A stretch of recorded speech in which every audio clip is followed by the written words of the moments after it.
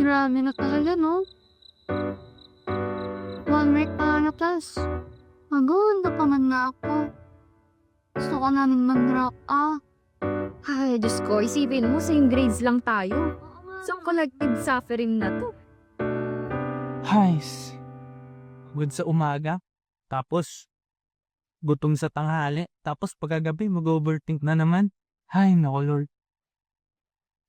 Abawi.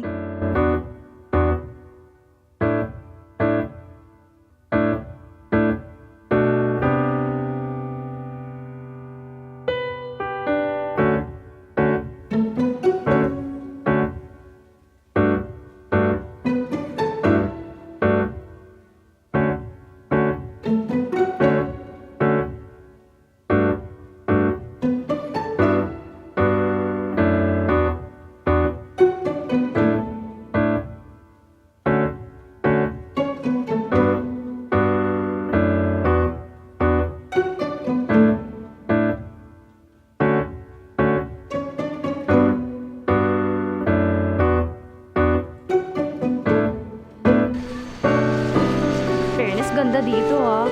Wait lang, picture na tayo. Ano ba yan? Kakalimutan pa eh. Dali. Smile! Magandang araw. Ako po si Jovan at ako yung tour guide ninyo ngayong araw. Parang ang lamig dito, no? Kuya Will, wala bang ka-jacket? Joke lang si show. Libreng jacket. Thank you.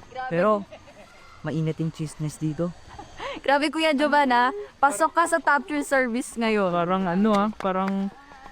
Ano ba yan? Ano bang ano?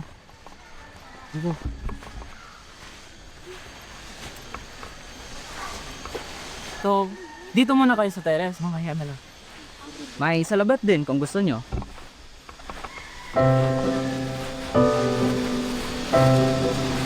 So guys, ito na yung terrace.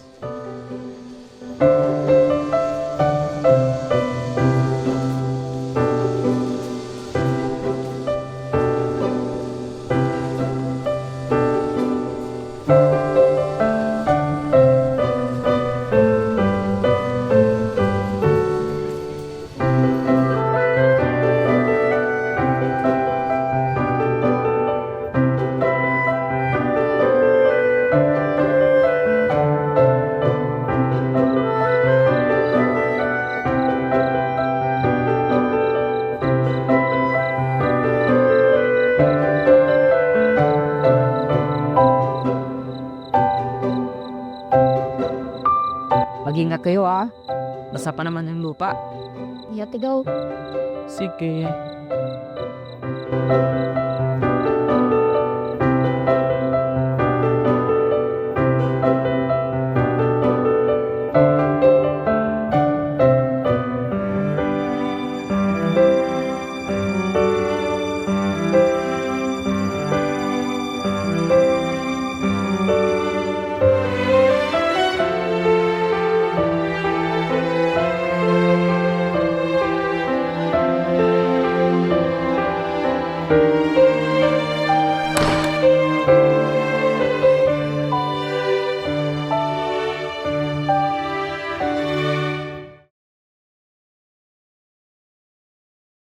Maganda, di ba? Oo. Pero may kulang eh. Mga rosas. Yan din yung iniisip ko.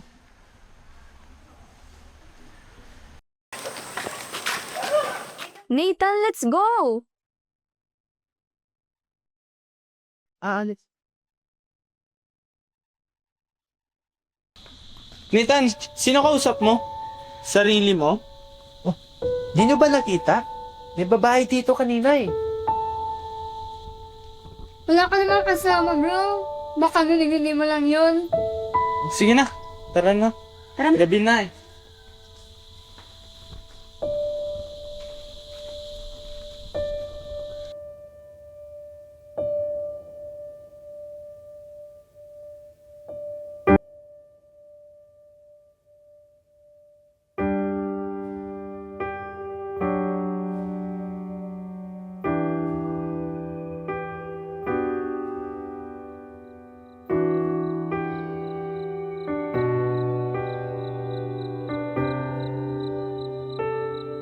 Tara guys, race to the top. Tara, tara. Kung nakakamitangan ko na may energy. Ayun na. Ay, ganda na kami dito. Stay on the trail, ha? Madaling maligaw dito pag ginabot ng pag.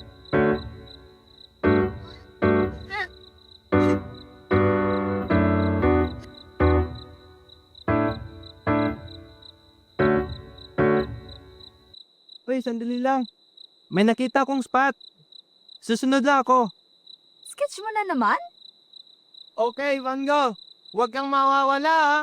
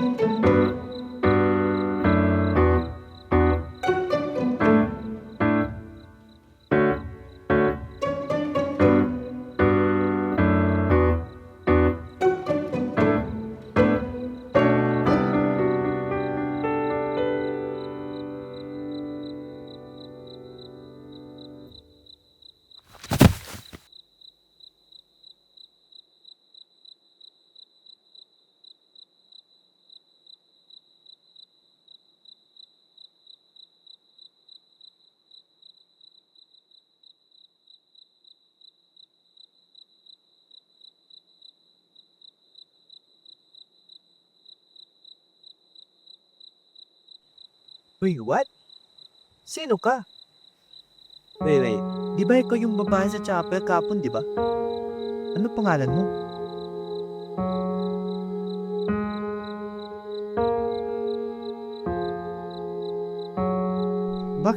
Bakit ka nandito? At bakit wala kang sapatos? Wala bang nagsabi sa'yo? Ayaw ng gubat sa mga ligaw at nag-iisa. Tara, dito ka ba? Salamat. Masyado kang nag-iisip habang naglalakad. Parang takot kang mapansin.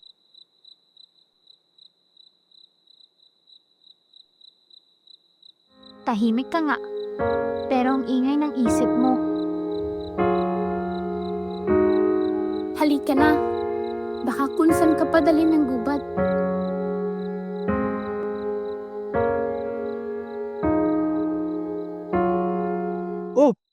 Ikaw na naman? Ikaw din? Di ka ba marunong mag-good morning? Sige, good morning.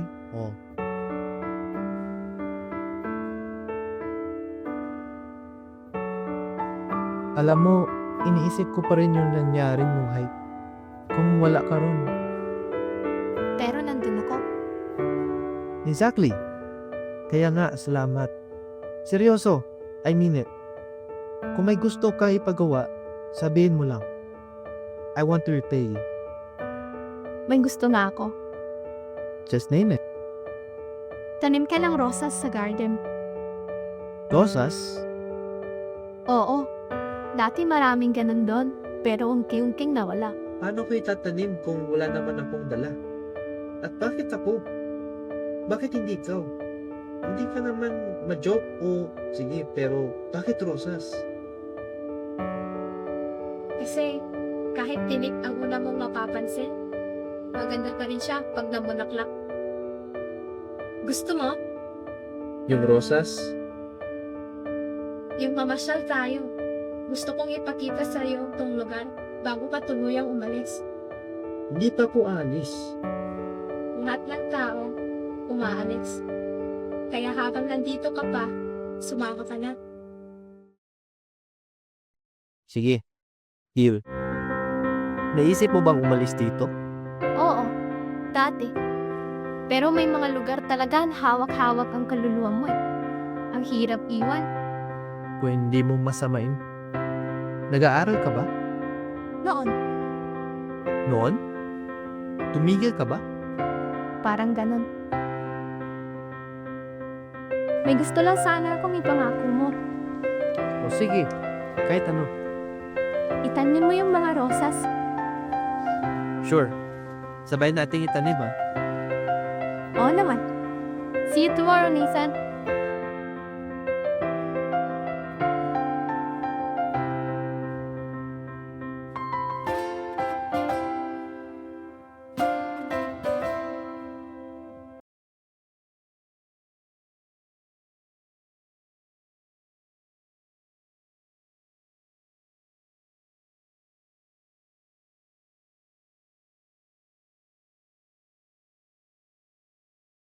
Jovan, kailangan ko sana ng mga rosas.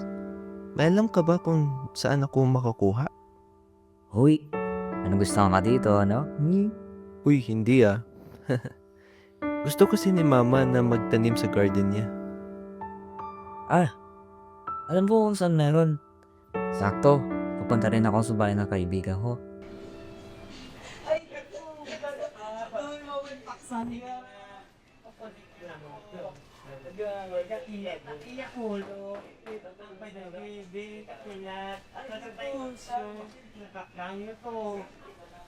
Ay, magandang gabi po. Kukuha sana ako ng rosas. Masa kayo? Malangway-way dagat. Malangway tugo. Budlay na. Wala ko kapanong. Pwede kang kumuha. Siyamat po.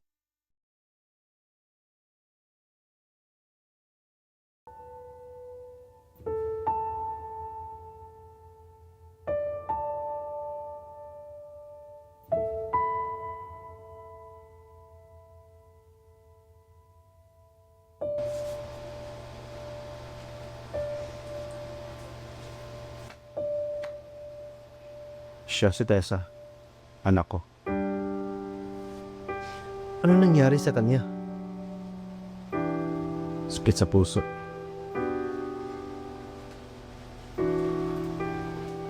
Alam mo, iho, lagi niyang sinasabi na gusto niyang punuin yung garden namin ng mga rosas. Ito, iho, alagaan mo yung mga rosas na to. Salamat po.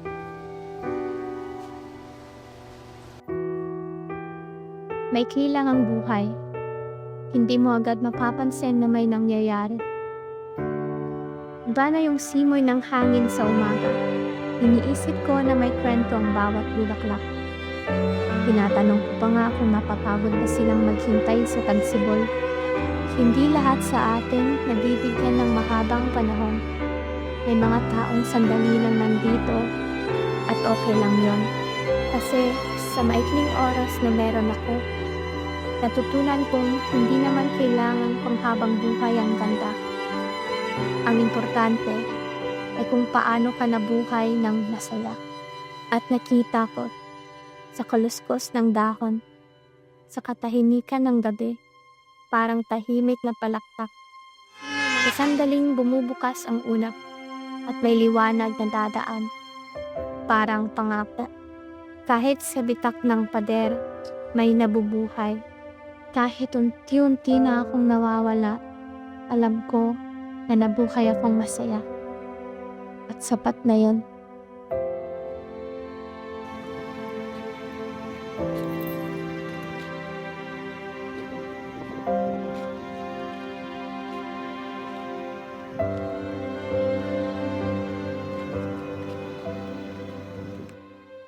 Nandito ka na pala.